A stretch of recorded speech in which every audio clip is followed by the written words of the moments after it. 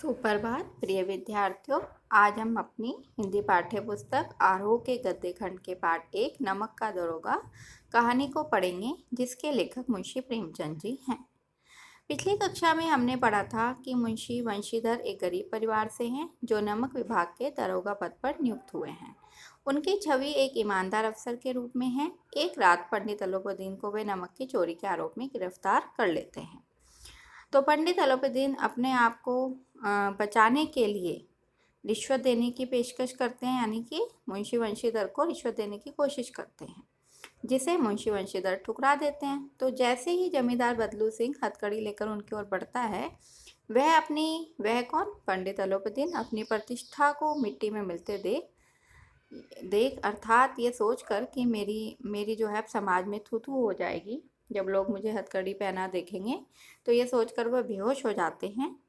अब पढ़ते हैं आगे की कहानी।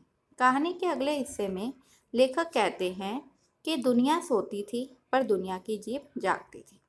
कहने का तात्पर्य है कि वैसे तो रात का समय था जब ये घटना घटी, सब लोग सो रहे थे, परंतु ऐसी बातें जो सनसनी फैलाने का कार्य करते हैं या जो किसी प्रतिष्ठित व्यक्ति की बुराई के बारे में हो, तो ऐसी बातें जो हैं, चाहे रात हो दिन हो, बहुत तेज़ी से सब ओर फैल जाती हैं।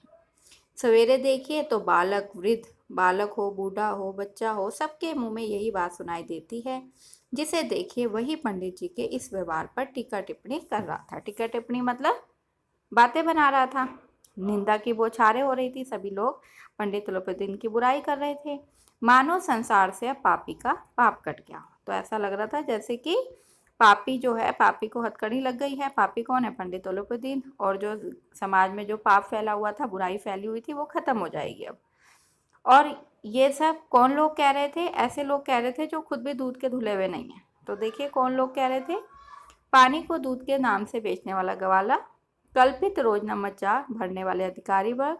कल्पित मतलब अपनी कल्पना से, मन मर्जी से कुछ भी भर देना। रोजमर्रा मतलब जो रजिस्टर बही खाते होते हैं, उस पर अपनी मर्जी से कुछ भी भरने वाले अधिकारी वर्ग।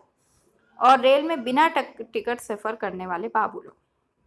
और जो लोग बिना टिकट के रेल में सफ़र करते हैं, वो लोग जाली दस्तावेज बनाने वाले लोग, सेठ, साहूकार, ये सब जो अपने आप को देवताओं की भांति समझते हैं, मतलब देवता समझते हैं। वो सोचते हैं कि हम तो निर्दोष हैं। वो सब ये गर्दनें चला रहे थे। गर्दनें मतलब एक दूसरे को कह रहे थे कि भाई पापी को जो है अब हथकड़ी लग गई है और अब समाज से पाप धुल जाएगा।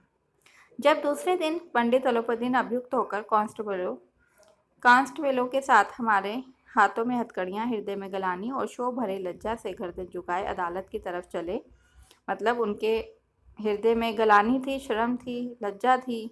वो अपने आप को बहुत ऐसा अनुभव कर रहे थे कि बहुत ही नीचा, लोग मेरे बारे में क्या कहेंगे, इस तरीके से उनके मन में जो भाव आ रहे थे वो बड़े ही दीनहीन थे। हाथों में उनकी हथकड़ियाँ लगी हुई थी, तो सारे शहर में हलचल मच गई। महलों में कदाचित आंखें इतनी विरग ना होती होंगी, मतलब लोग जो हैं पंडित अलोपदीन को हथकड़ियाँ पहने देखने के लिए बहुत ही ज़्यादा उत्सुक थे। मेलों में भी कभी खेल तमाशे देखने के लिए उनकी आंखें इतनी बेचैन नहीं थी, जितनी इसलिए बेचैन थी कि वो पंडित अलोपदीन को गिरफ्तार होते हुए देखें। तो भीड़ के मारे छत और दीवार में कोई भेद नहीं रहा। लोग अपनी छतों से, दीवारों से, सबसे देखने लग गए। किंतु अदालत में पहुंचने की देर थी। अब अदालत में सिर्फ पहुंचने की देर थी।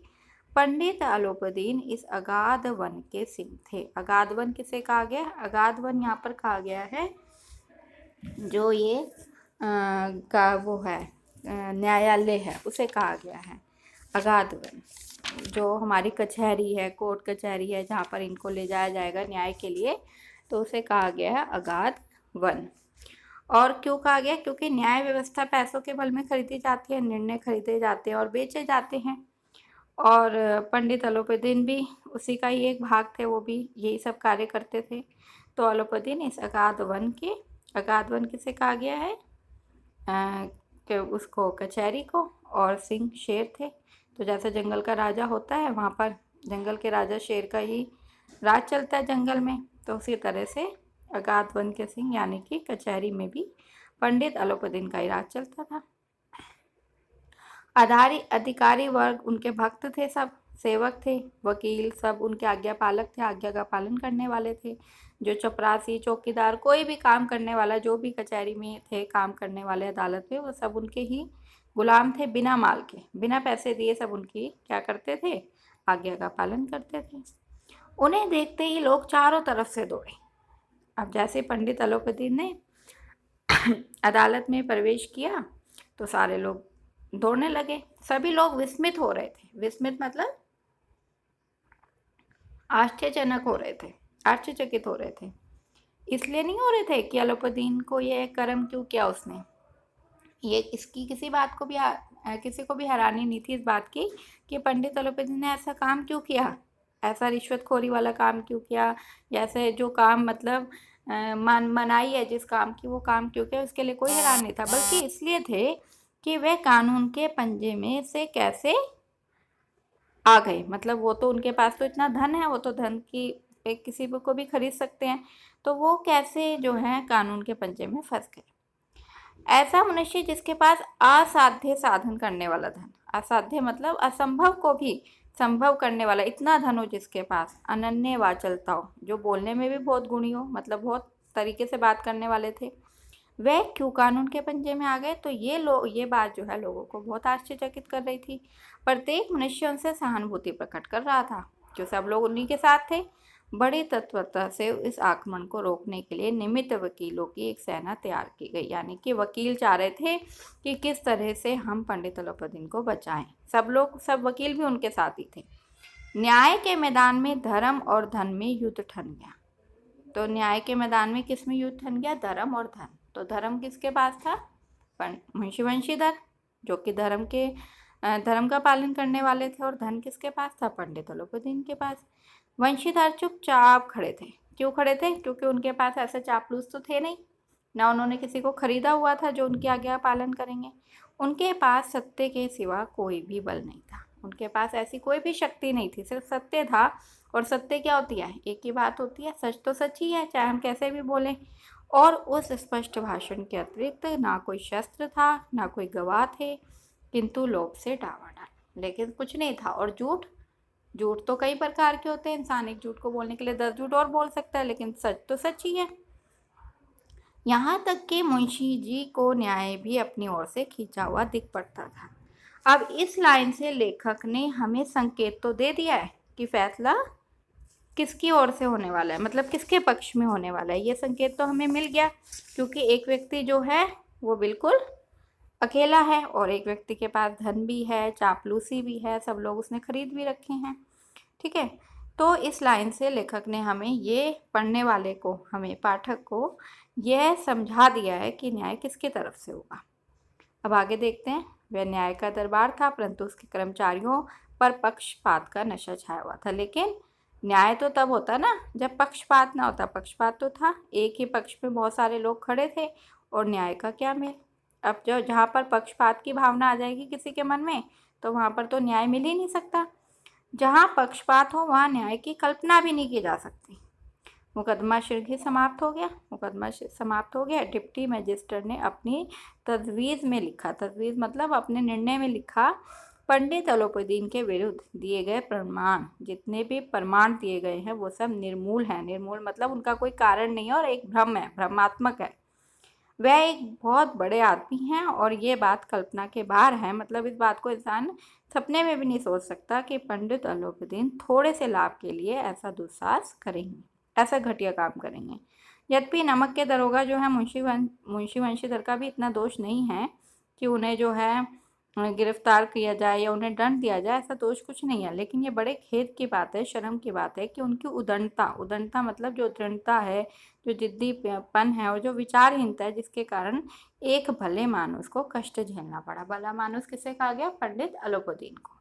तो पंडित अलोपीदीन को जो है कष्ट झेलना पड़ा, यही उसने भी कहा। किसने कही ये बात, डिप्टी मजिस्ट्रेट ने। हम पर्सन है कि वे अपने काम से सजग हैं, सचेत हैं, लेकिन नमक से मुकदमे की बढ़ी हुई नमक हलाली ने उनके विवेक और बुद्धि को भ्रष्ट कर दिया। तो बाद में उन्होंने भी उसको ही दोषी ठहराया, और भविष्य में उन्हें होशियार रहना चाहिए। किसे रहना चाहिए, वंशीधर को। तो यानी कि जो निर्णय सुनाया गया वो किसके पक्ष में सुनाया गया? पंडित अलोपदीन के, और सारा इंजाम मुंशी वंशीधर पर आ गया। वकीलों ने फैसला सुना तो उछल पड़े। पंडित अलोपदीन मुस्कुराते हुए बाहर निकल गए। कुछ नहीं, कोई नहीं बिगाड़ सका उनका कुछ भी। स्वजन बांधवों ने रुपयों की लूट की। सब लोग पैसा उड़ाने लगे। उदारता का सागर उमड़ पड़ा। उसकी लहरों ने अदालत की नींव तक हिला दी। मतलब जो उसके अंदर जो पैसे की जो जोश था वो सब उसके कारण जो है अदालत की नींव तक हिल गई। जब वंशीधर बाहर निकले तो चारों ओर से उनके ऊपर व्यंग बाणों की वर्षा होने लगी। सब उन पर व्यंग करने लगे। चपरासियों ने भी झुक झुक कर सलाम किए, किंतु इस समय एक कटु वाक्य, एक एक संकेत उनकी गर्वाग्नि को प्रज्वलित कर रहा था। यानी कि जो लोग बातें फिर भी बना रहे थे, लोग तो किसी भी उससे नहीं रहते, चुप नहीं होते, वो जो बातें बना रहे थे वो उनके गुस्से को और भी ज़्यादा प्रज्वलित कर रही थी। प्रज्वलित मतलब बढ़ा रही थी। कदाचित इस मुकदमे में सफल होकर वह इस तरह करते हुए ना चलते। आज उन्हें संसार का एक खेदजनक विचित्र अनुभव हुआ। आज मुंशी वंशीधर को एक ऐसा अनुभव होता है, कहते हैं ना, जब व्यक्ति जीवन में आगे बढ़ता है तो उसे अनुभव मिलते रहते हैं। तो ऐसे मुंशी वंशीधर को भी एक अनुभव हुआ कि न्याय और विद्वता, लंबी चौड़ी उपाधियां, बड़ी बड़ी दाढ़ियां और ढीले चोगे एक भी सच्चे आदर के पात्र नहीं है। तो ये किसको कहा है? न्याय विद्वता, मतलब जहाँ पर न्याय होता है, जो न्याय करता है को जज, जिसके अंदर विद्वता, बुद्धिमानी है, लंबी चौड़ी उसने उपाधियां, डिग्रियां ले रखी हैं, बड़ी बड़ी दाढ़ियां और ढीले चोगे। ढीले चोगे मतलब एक जज के पहनावे को कहा गया है। और वो भी सच्चे आदर का पात्र नहीं है, यानी कि उसे भी न्याय नहीं करना आता। क्योंकि ये सब कौन थे? वो थे जो पक्षपात करते हैं, जैसा उन्होंने किया। वंशीधर ने धन से बैर मोड़ लिया, उसका मूल्य तो उन्हें चुकाना था। अब इतने से बात तो नहीं बननी थी। कठिनता से एक सप्ताह बीता ही होगा कि मोअत्तली का परवाना आ पहुंचा। मोअत्तली कहते हैं नौकरी से निकलने का आदेश आ गया, कि उन्हें नौकरी से निकाला जाता है। कार्यपरायणता का दंड मिल गया। अब उन्हें अपने कर्तव्य का पालन करने का दंड मिल गया। बेचारे भगन हृदय शोक और खेद में व्यथित घर को चले। अब बेचारे बहुत दुखी थे कि उनकी नौकरी उनसे छूट गई। चलो उन्हें न्याय नहीं मिला, उन्होंने थोड़ा सा अपने आप को सब्र किया, संभाला, लेकिन एक हफ्ता ही नहीं बीता और उन्हें क्या आदेश मिल गया कि उन्हें नौकरी से निकाल दिया गया। तो वो बेचारे हृदय में शोक था, उनके खेद था, व्यथित, व्यथित मतलब दुखी भाव से घर को पहुंचे। बूढ़े मुंशी जी तो पहले ही कुड़बुड़ा रहे थे। कुड़बुड़ाना मतलब वही बड़बड़ा रहे थे कि चलते चलते इस लड़के को समझाया था। मतलब उनके पिता ने तो पहले इस बात को समझाया था, लेकिन उसने एक भी नहीं सुनी अपनी, एक भी अपने पिता की नहीं सुनी। उन्होंने तो पहले ही कहा था सब मनमानी करता है। वो कहने लगे कि ये तो मेरा लड़का बहुत मनमानी करता है, हम तो कलेवर और कसाई के तगादे सही। मतलब उनकी बातें ही सुनते रहे, उनके कर्जों में ही डूबे रहे। बुढ़ापे में भगत बनकर बैठ गया ये लड़का मेरा तो, और वहाँ बस वही सूखी तनख्वाह। हमने भी तो नौकरी की है, हमने भी तो काम किए हैं, और कोई ओहदेदार नहीं थे, कोई पद पर भी नहीं थे, लेकिन काम किया, दिल खोल कर किया। और आप ईमानदार बनने चले हैं, और अपने लड़के को कह रहा है ये ईमानदारी दिखा रहा है। घर में चाहे अंधेरा हो, मस्जिद में अवश्य दिया जलाएंगे। अब यहाँ पर जो है उसकी मुंशी वंशीधर की ईमानदारी पर व्यंग किया गया है कि घर पर चाहे अंधेरा हो, मतलब घर में तो अभाव था, आर्थिक स्थिति अच्छी नहीं थी, लेकिन ईमानदारी का दिया जलाएंगे। खेद ऐसी समझ पर पढ़ना लिखना सब आकारत गया। आकारत मतलब व्यर्थ गया। इसके थोड़े ही दिनों बाद जब मुंशी वंशीधर इस दुरावस्था में घर पहुंचे और बूढ़े पिताजी ने समाचार सुना तो अपना सिर ही पीट लिया। बोले, जी चाहता है कि तुम्हारा और अपना सिर फोड़ लूं। बहुत देर तक पछता पछता कर हाथ मलते रहे। क्रोध में कुछ कठोर बातें भी कही। ये वंशीधर वहां से टल ना जाते तो अवश्य ही क्रोध विकट रूप धारण लेता। कैसे कर लेता? मतलब उनका हाथ उठ जाता अपने बेटे पर, क्योंकि उन्होंने तो पहले ही समझाया था कि बेटा ऐसा ही कोई नौकरी करना, यहाँ पर ऊपरी आय आती रहे। और ऊपरी आय कैसे आती है? जब हम रिश्वत वगैरह लेते हैं। तो वृद्धा माता को, बूढ़ी माता को दुख हुआ, क्योंकि उसने जो है मनोकामना की थी कि जगन्नाथ और रामेश्वर की यात्रा करूंगी। उसके सब मनोकामनाएं मिट्टी में मिल गई। पत्नी ने तो बहुत दिनों तक उनसे बात ही नहीं कही। इस प्रकार एक सप्ताह बीत गया। संध्या का समय था, शाम का। बूढ़े मुंशी जी कौन? मुंशीधर के पिता, मुंशी वंशीधर के पिता राम नाम माला जप रहे थे। इसी समय उनके द्वार पर एक सजा हुआ रथ आकर रुका। हरे और गुलाबी पर्दे, पर्चियां, बैलों की जोड़ी, उनके गर्दनों में नीले धागे, सींग पीतल से जड़ी हुई, कई नौकर लाठियां कंधों पर ले साथ एक रथ रुका। तो मुंशी जी अगवानी को दौड़े। अगवानी का मतलब होता है स्वागत की ओर। स्वागत करने लगे। देखो तो पंडित अलोपदीन हैं। झुककर दंडवत की। दंडवत मतलब प्रणाम किया और लल्लो चप्पो की बातें करने लगे, वही चापलूसी की बातें करने लगे। हमारा भाग्य उदय हुआ, हमारा तो भाग्य जाग उठा जो आपके चरण इस द्वार पर आए। वो तो पहले ही पंडित अलोपदीन के फेवर में थे, उनके वंशीधर के पिता। तो आप हमारे पूज्य देवता हैं, आपको कौन सा मुंह दिखावें। मैं तो आपको मुंह दिखाने लायक भी नहीं हूँ, मुंह में तो कालिख लगी हुई है, क्योंकि मेरे बेटे ने तो आपको गिरफ्तार करा दिया था। किंतु क्या करे, लड़का तो अभागा का पूत है, नहीं तो आपसे क्यों मुझे पाना पड़ता। ईश्वर ने संतान रखे पर ऐसी संतान ना दे। अब मुंशी वंशीधर जो है, उनके पिता जो है वृद्ध मुंशी, वो अपने बेटे पर ही आरोप लगा रहे हैं और पंडित अलोपदीन को सही ठहराते हैं। वो कहते हैं कि भगवान जो है निसंतान रखे, लेकिन ऐसी संतान ना दे। अलोपदीन ने कहा, नहीं भाई साहब, ऐसा ना कहिए। अब अलोपदीन यहाँ पर क्यों आए हैं, इस बात का पता चलेगा। मुंशी जी ने चकित होकर कहा, ऐसी संतान को और क्या कहूँ। अलोपदीन ने वात्सल्यपूर्ण, वात्सल्य मतलब प्रेम भरे स्वर में कहा, कुल तिलक और पुरुषों की कीर्ति उज्जवल करने वाले, संसार में इतने धर्मपरायण, धर्म का पालन करने वाले मनुष्य जो धर्म पर अपना सब कुछ अर्पण कर सके। यानी कि उस समय मुंशी वंशीधर ने अपनी नौकरी की परवाह नहीं की, किसी भी चीज़ की परवाह नहीं करी, धर्म पर अडिग रहे। तो कह रहे कि ऐसे लोग तो सच में बहुत कम मिलते हैं, ऐसे मनुष्य तो। पंडित अलोपदीन ने वंशीधर से कहा, दरोगा जी, इसे खुशामद ना समझिए। खुशामद मतलब ऐसा मत समझिए कि मैं आपकी कोई चापलूसी कर रहा हूँ। खुशामद करने के लिए मुझे इतना कष्ट उठाने की जरूरत ना थी। उस रात को आपने अपने अधिकार बल से मुझे अपनी हिरासत में लिया था। अब जैसे ही मुंशी वंशीधर आए वहाँ पर, तो उन्होंने कहा कि आपने मुझे अपने अधिकार से लिया था हिरासत में, किंतु आज मैं स्वेच्छा, स्वेच्छा मतलब अपनी इच्छा से आपकी हिरासत में आया हूँ। मैंने हजारों रईस और अमीर देखे हैं, हजारों उच्च पदाधिकारियों में से काम पड़ा है मेरा, किंतु मुझे परास मतलब हराया तो सिर्फ आपने। मैंने सबको अपना और अपने धन पर सबको मतलब खरीद लिया था, सबको अपना गुलाम बनाकर छोड़ दिया था, लेकिन मुझे किसने गुलाम बनाया, आपने। मुझे आज्ञा दीजिए कि मैं आपसे कुछ विनय करूं। विनय मतलब प्रार्थना करूं। वंशीधर ने अलोपदीन को आते देखा, उठकर सत्कार किया, किंतु स्वाभिमान सहित। मतलब अभी भी वंशीधर के मन में ये बात थी कि मैंने जो किया है वो बिल्कुल सही किया है। ये महर्षि मुझे लज्जित करने आए होंगे और भी कुछ जलाने आए होंगे, क्योंकि जो उनके पिता थे वो तो खुद ही उनके फेवर में थे अलोपदीन के। तो कहते हैं कि ये जरूर मुझे कुछ खरी खोटी और सुनाने आए होंगे। क्षमा प्रार्थना कर चेष्टा नहीं की, उन्होंने ये कोशिश नहीं करी कि मैं इनसे क्षमा मांगूंगा, ना ही उन्होंने अपने अभिमान को नीचे स्वाभिमान को झुकने दिया। वर्णन उन्होंने अपने पिता को ये ठाकुर स्वाति की बातें असीस सी प्रतीत हुई। ठाकुर स्वाति मतलब स्वामी के, जो स्वामी को, ठाकुर को, बोस को प्रिय लगे, सुहाए, ऐसी बातें जो उसके पिता कर रहे थे वो उन्हें असह्य प्रतीत हुई, कमजोर सी लगी। पंडित जी की बातें सुनी तो मन की मैल मिट गई।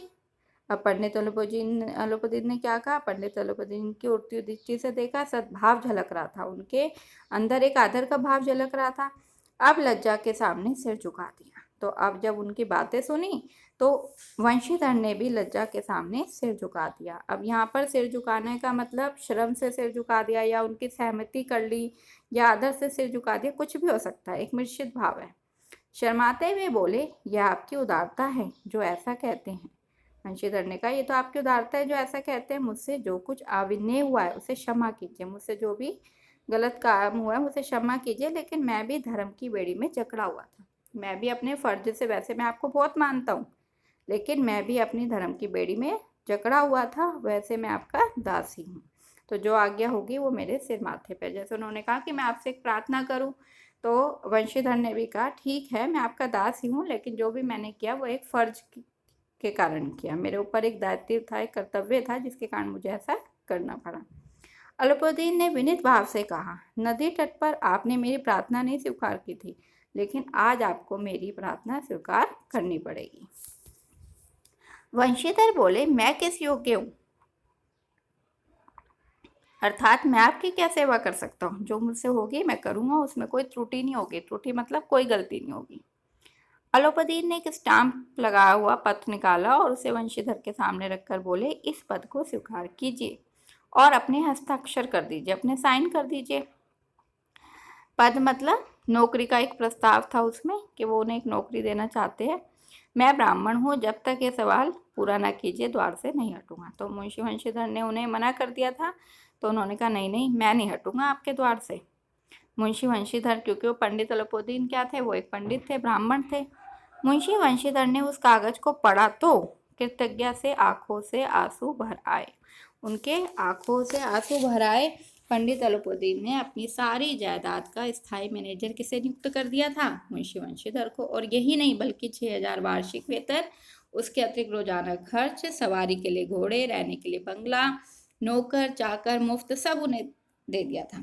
कंपित स्वर में बोले, पंडित जी, मुझ में इतनी सामर्थ्य नहीं है, मुझ में इतनी शक्ति नहीं है कि मैं आपकी उदारता की प्रशंसा कर सकूं। मतलब आप मुझे इतनी अच्छी नौकरी दे रहे हैं, उसके साथ इतना सब कुछ दे रहे हैं, किंतु मैं ऐसे ऊंचे पद के योग्य नहीं हूँ।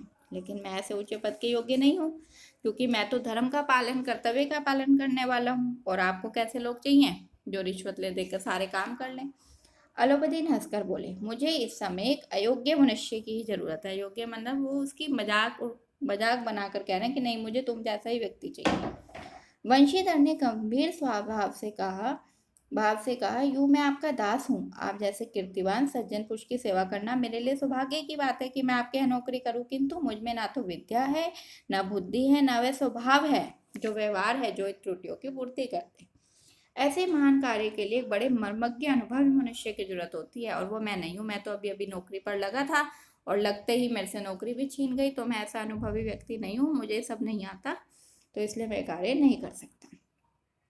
अलाउद्दीन ने कलमदान से कलम निकाली और उसे वंशीधर के हाथ में देकर बोले, ना मुझे विद्वता की चाह है, ना अनुभव की, ना मर्मज्ञता की, ना कार्यकुशलता की। इन गुणों के महत्व का परिचय तो मैं खूब पा चुका। मतलब ऐसे लोग तो मैंने बहुत देख लिए। अब सौभाग्य और सुअवसर से मुझे वह मोती दे दिया है। वो मोती मतलब बहुमूल्य मोती। और बहुमूल्य मोती यहाँ पर किसे कह रहे हैं? मुंशी वंशीधर को, जिसके सामने योग्यता और विद्वता की चमक भी फीकी पड़ जाती है। मतलब हमारे पास योग्यता हो ना हो, लेकिन यदि हम अपने कर्म और धर्म का पूरा पालन करते हैं तो ये भी सबसे बड़ी योग्यता है। ये कलम लीजिए, अधिक सोच विचार ना कीजिए, दस्तखत कर दीजिए। अब वो उसे कहते हैं कि दस्तखत कर दीजिए, साइन कर दीजिए।